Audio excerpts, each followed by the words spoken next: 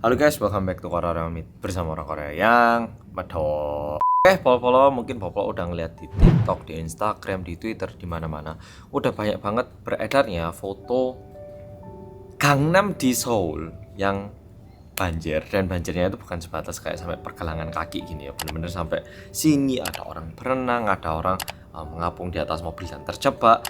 Ya mungkin lebih banyak lagi video-video ataupun foto-foto ekstrim yang udah Pol lihat dan mungkin aku sendiri belum lihat.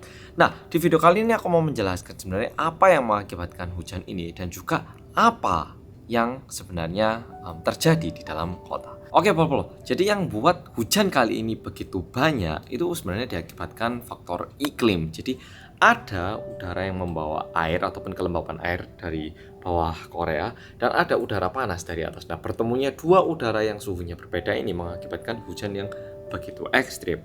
Nah, seberapa ekstrim hujannya ini? Kalau berdasarkan di berita, karena aku sendiri di Bali, aku nggak di Seoul saat ini, aku cuma bisa berharap mobilku yang tak parkir di basement lantai 1, yang rumahku yang lumayan jauh dari Gangnam itu aman.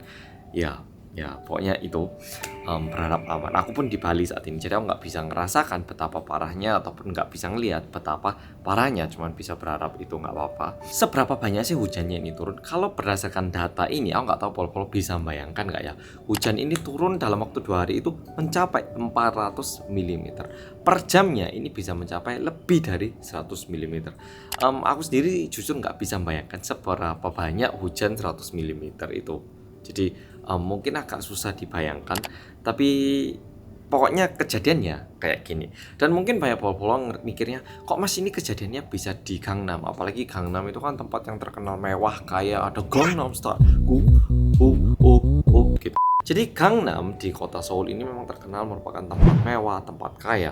Jadi sehingga banyak juga mobil-mobil mahal kayak mobil Porsche, mobil impor kayak supercar kayak Lamborghini yang juga memang terendam air dalam kejadian kali ini. Dan kalau berdasarkan di berita, Gangnam itu lokasi daerah Gangnam itu memang sedikit lebih turun kayak mangkok gini, sehingga kalau hujan dari kota Seoul di bagian sekitarnya ini airnya semua menggenang ke arah Gangnam katanya. Nah, sekarang yang perlu kita tahu, apa yang membuat kebanjiran ini? Nah, kita semua banyak yang mikir, kalau hujan airnya kemana sih mas? Nah, sekarang coba Polo tanya, kalau ada hujan turun ya, kayak di Bali pun kemarin malam hujan lumayan deras, hujan gini, airnya kemana sih sebenarnya?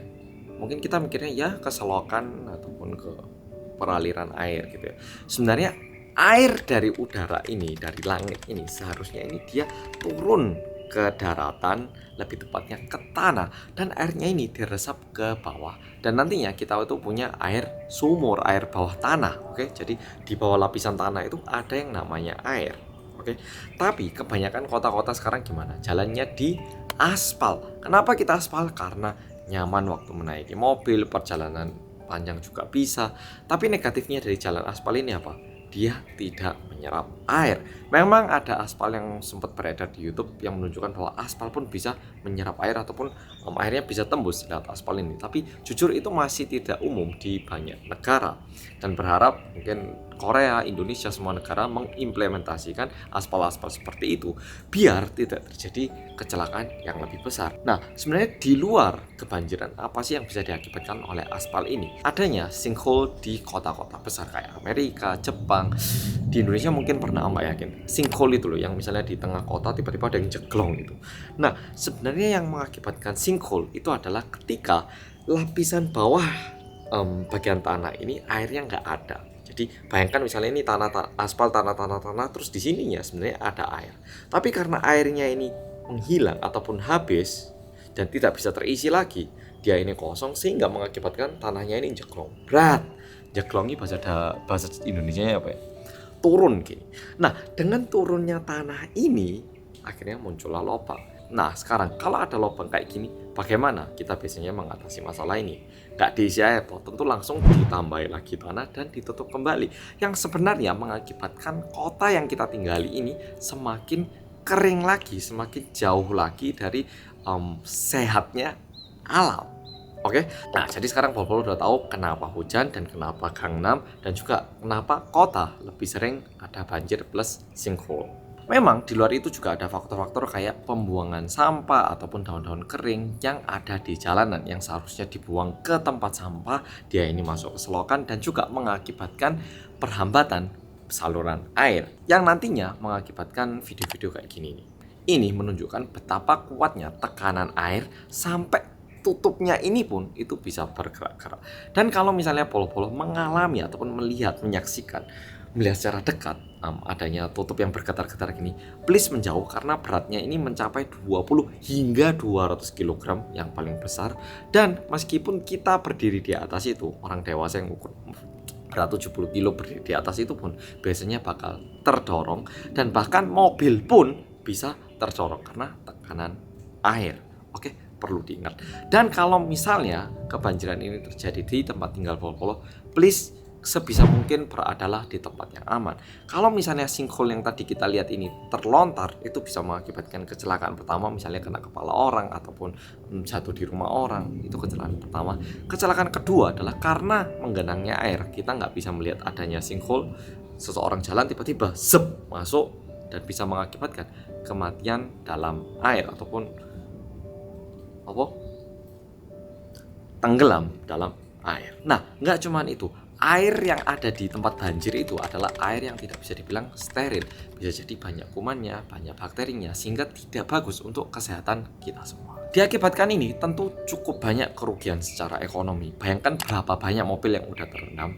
Yang kedua, berapa banyak orang yang sudah mengalami kecelakaan. Bisa jadi cedera, ada juga yang meninggal. Dan yang bikin aku agak sakit hati adalah ada beberapa tempat layatan yang juga terkena musibah hujan kali ini. Dan di luar itu sebenarnya ada satu hal lagi yang cukup mencemaskan juga dari sudut pandang aku, yaitu adalah toko-toko kecil yang hingga saat ini mereka itu udah bertahan berharap COVID udah nggak ada, sekarang mulai profit. Ternyata mereka terkena banjir. Apalagi toko-toko kecil yang ada di pasar, mereka itu udah menunggu-nunggu kayak tahun barunya Korea yang periodenya itu sama kayak Imlek di Indonesia. Mereka itu udah menunggu-nunggu itu, berharap habis gini orang-orang beli lagi. Ternyata barang yang mereka miliki ini rusak. Contoh, misalnya kayak restoran, kulkasnya ada yang terbawa air, ada juga yang makanan-makanannya rusak semua. Yang jual selimut bantal gimana? Kotornya kayak gitu, debu-debu semuanya masuk, nggak bisa dijual juga. Ataupun ada juga toko yang hancur karena sampah ataupun pasir ataupun tanah-tanah ini terbawa ke dalam toko mereka. Nah, Polo-Polo, jadi di video kali ini aku lebih menjelaskan kenapa kejadian ini terjadi dan apa yang diakibatkan. Betapa parahnya kondisi di Korea saat ini. Jujur bersyukur keluargaku terkesan semuanya aman, gak ada masalah. Dan aku tinggalnya, untungnya dan juga menyedihkannya, itu tinggal jauh dari Gangnam karena cari yang murah. Dan memang aku parkir mobilku itu semuanya di basement 1, tapi kayaknya aman. Ya, gak mau mikir. Selama di Indonesia gak mau mikir. Berharap aku balik mobilku bersih, gak ada masalah. Ya, jadi kayak gitu. Ya, oke, Polo-Polo. Jadi video kali ini sampai di sini. Jujur aku sendiri pun waktu bikin video ini aku baru ngerti kalau air itu sebenarnya harusnya masuk ke dalam tanah, bukan terbuang melalui selokan dan kembali lagi ke sungai. Itu salah satu kesalahan. Dan kita sebenarnya jadi tahu betapa buruknya aspal di tempat tinggal kita. Nah, dengan video ini kita jadi tahu nggak cuma aspal sebenarnya, penutupan tanah itu cukup buruk buat kita.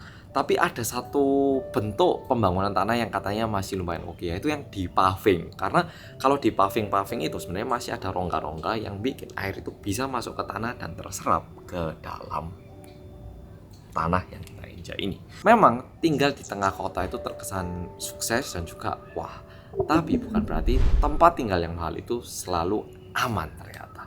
Oke, Polo-Polo, makasih sudah nonton video kali ini dan sampai jumpa di video berikutnya.